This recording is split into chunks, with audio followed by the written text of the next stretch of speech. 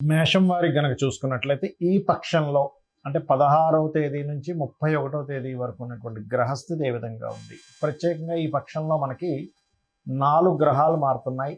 ఆ గ్రహాలు ఏ రోజు మారుతున్నాయి అంటే పక్షానికి ముందే మారుతున్నాయి, దానివల్ల కలిగే ఫలితాలు ఏమిటి, ఏ సమయంలో మారుతున్నాయి, గ్రహాలు ఏ ఏ రాసుల్లోకి ఏ సమయంలో మారుతుంది అనే విషయం కనుక చూసుకుంటే 11వ తేదీ కుజుడు మారిపోతున్నాడు. ఆ 11వ తేదీ మనకి కుజుడు 12:39 మధ్యాహ్న సమయంలో మారుతున్నాడు. అయితే దాని యొక్క ఎఫెక్ట్ 1-2 డేస్ ముందు నుంచే ఉంటుంది. అది ముఖ్యంగా ఎండ మీద అంటే తీవ్రమైనటువంటి దీని మీద రాజకీయ నాయకులకు వచ్చే ఎఫెక్ట్ మీద ఉంటుంది. 1-2 డేస్ ముందు నుంచే అంటే రాజకీయ నాయకులకు కొంత ఎఫెక్ట్ ఉంటుంది. ఈ కుజుడు రవి దగ్గరికి వెళ్ళడం మూలంగా ఇది బాగా గుర్తుపెట్టుకోండి. అలాగే మనకి 14వ తేదీ శుక్రుడు మిథున రాశిలోకి అంటే 10:54 గురువుతో వెళ్ళి కలుస్తున్నాడు. దీనివల్ల కొన్ని మంచి ఫలితాలు కూడా ఉన్నాయి. అది మీ రాశి వారికి ఎటువంటి మంచి ఫలితాలు ఇస్తాయో చెప్తాను మీకు. అదేవిధంగా బుధుడు రవి కనుక తీసుకున్నట్లయితే రవి బుధుడు ఇద్దరు కూడా 15వ తేదీ మారుతున్నాడు. కాకపోతే బుధుడేమో అర్ధరాత్రి 12:32 మారుతున్నాడు 15వ తేదీ, అంటే తెల్లవారితే 15 అనగా అర్ధరాత్రి. అదేవిధంగా రవి 15వ తేదీ 6:22 మారుతున్నాడు. మరి ఈ గ్రహాల యొక్క మార్పు మూలంగా మీకు కలిగేటువంటి ఫలితాలు ఏమిటి అనేటువంటి విషయాలకు మనం తెలుసుకుందాం. మీ యొక్క మేషరాశి నుంచి ఇప్పుడు ఉండేటువంటి గ్రహస్థితి కనుక చూసుకుంటే మేషంలో ప్రస్తుతం కుజుడు వచ్చి ఉన్నాడు, 12లో శని, 2వ భావంలో ఈ యొక్క రవి బుధులు మరియు 3వ స్థానంలో శుక్రుడు గురువు, 5వ స్థానంలో కేతువు, ఏకాదశంలో రాహు, మన చంద్రుడు రాశి నుంచి అంటే మేషం నుంచి 12 రాసులు కూడా 8 రాసులు తిరుగుతాడు. అంటే మేషం నుంచి వృశ్చికం వరకు ఈ యొక్క పక్షంలో తిరుగుతాడు.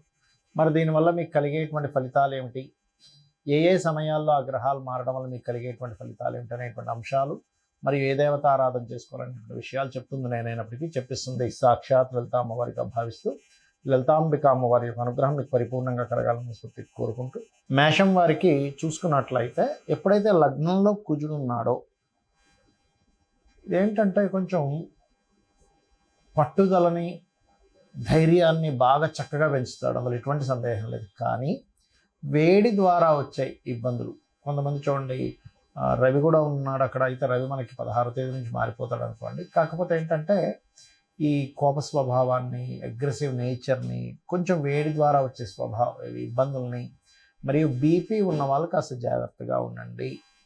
లో బీపీ ఉన్న వాళ్ళకి ఇబ్బంది లేదు, కానీ హై బీపీ ఉన్న వాళ్ళు మేషం వారు చాలా కేర్గా ఉండాలి. అలాగే మనకి 2వ భావంలోకి రవి బుధులు కూడా మారుతున్నారని చెప్పుకున్నాం. మారిపోయి ఉంటారు మనకి 16వ తేదీకి, ఎందుకంటే 15వ తేదీకి మారిపోతున్నారు ఇద్దరు. కాబట్టి ఇక్కడ ఇది కొంచెం రాజకీయ సంబంధంగా, క్రియేటివ్ రిలేటెడ్ మూలంగా, ఆరోగ్య సంబంధించిన వాటిల్లో ఎవరైతే ఉంటారో అటువంటి వారికి ఈ యొక్క రవి బుధుల యొక్క సంబంధం 2వ భావంలో ఉండడం అనేటువంటిది మీకు ఆమూలకంగా ధనయోగం ఇస్తుంది, గుర్తుపెట్టుకోండి. 3 లోపల శుక్రుడు మరియు గురువు ఆల్రెడీ ఉంటూ మనకి శుక్రుడు కూడా వచ్చి చేరుతున్నాడు, అంటే ఈ పక్షంలో ఉంటాడు మొత్తం కూడా. వివాహం కోసం చేసే ప్రయత్నం ఖచ్చితంగా ఫలిస్తుంది, అందులో ఎటువంటి సందేహం లేదు, గుర్తుపెట్టుకోండి. అదేవిధంగా ఈ 12వ స్థానంలో శని ఉన్నాడు కాబట్టి మీ మేషం వారికి ఇక్కడ ఈ 12వ భావం అనేటువంటిది ఏలినాడు శని చూపిస్తుంది కాబట్టి లాంగ్ టర్మ్ ఇన్వెస్ట్మెంట్స్ చేయండి, షార్ట్ టర్మ్ ఇన్వెస్ట్మెంట్స్ అసలు చేయకండి. ఆన్లైన్ బిజినెస్లు బాగా కలిసి వస్తాయి. ఉద్యోగ సంబంధించిన విషయాల్లో కూడా ఉన్న ప్రదేశం నుంచి వేరే ప్రదేశానికి వెళ్ళినట్లయితే చక్కగా కలిసి రావడం జరుగుతుంది, అందులో ఎటువంటి సందేహం లేదు.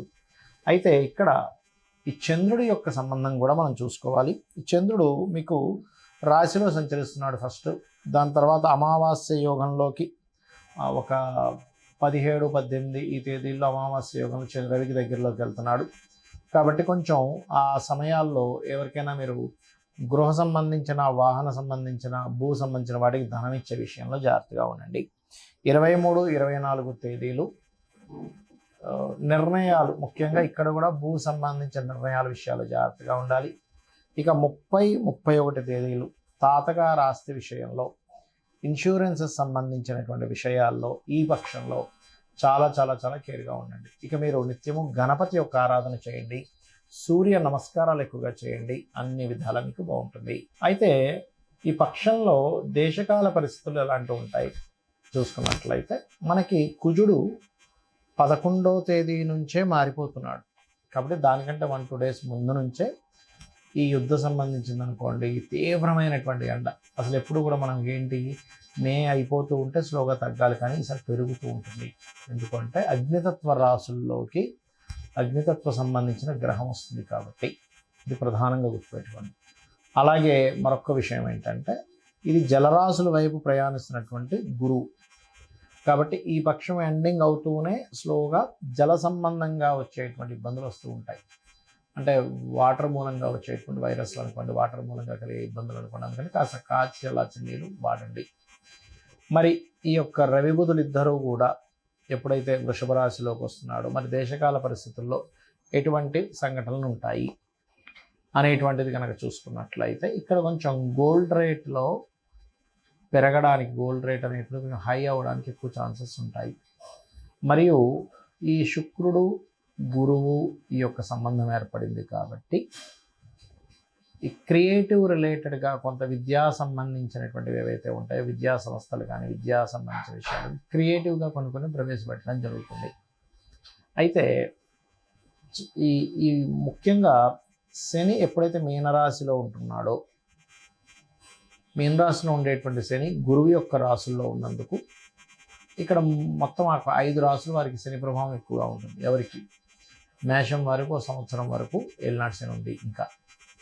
ఇంకొక సంవత్సరం అయిపోయింది కాబట్టి 6.5 సంవత్సరాల వరకు ఉంది మేషం వారికి. మీనం వారికి 4 సంవత్సరాలు, కుంభం వారికి 1 సంవత్సరం వరకు ఉంది.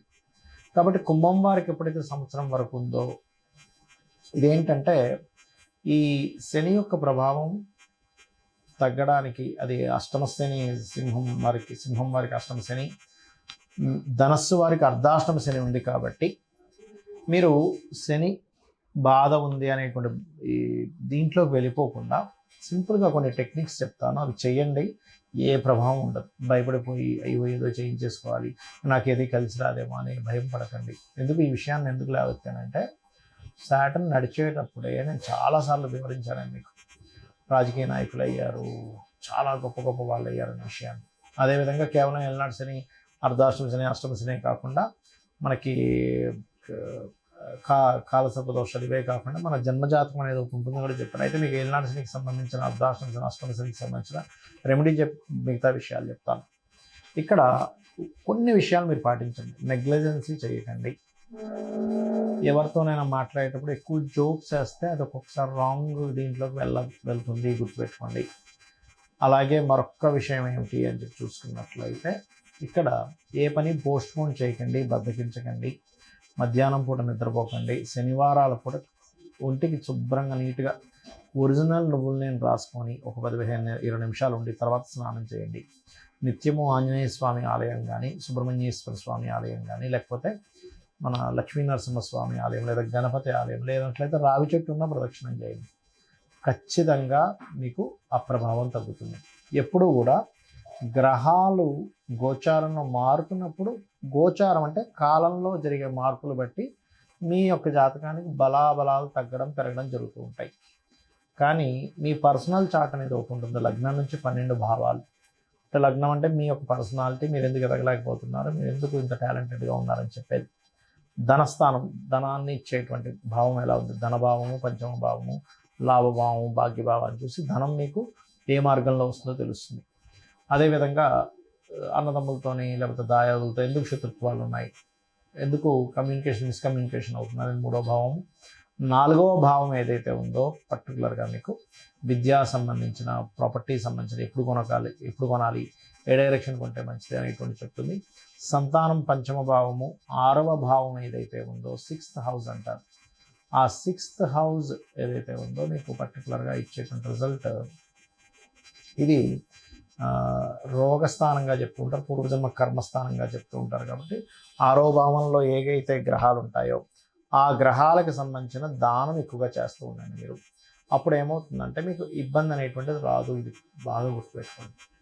అలాగే సప్తమ భావాన్ని బట్టి మీకు వచ్చే పార్ట్నర్, మీకు వచ్చే జీవిత భాగస్వామి ఎలా ఉంటారు అనేటువంటిది. అష్టమాన్ని బట్టి మీ లైఫ్లో జరిగేటువంటి సంఘటనలు, ఆకస్మిక సంఘటనలు చెప్తుంది. భాగ్య భావాన్ని బట్టి మీ ఉన్నత విద్యలు, తండ్రి యొక్క స్థితి. దశమ భావాన్ని బట్టి మీ కెరియర్ గ్రోత్ ఎలా ఉంటుంది, ఎందుకు గ్రో అవ్వలేకపోతున్నారు.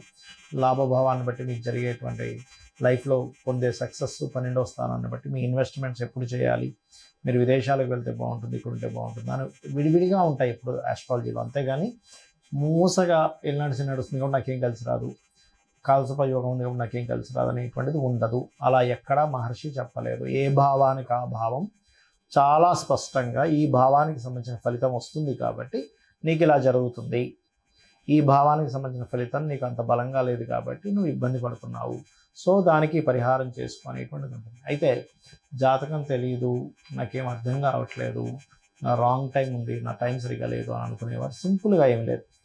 రోజు నిత్యము ఉదయం నిద్ర లేచిన వెంటనే సూర్యుడికి అర్ఘ్యం వదలండి, లలితా పారాయణం చేయండి, నిత్యము ఏదైనా ఒక ఆలయానికి వెళ్ళడం చేయండి, ధర్మబద్ధమైనటువంటి జీవితాన్ని గడపండి, గోశాలకు వెళ్ళి గోసేవ చేయండి. చాలు.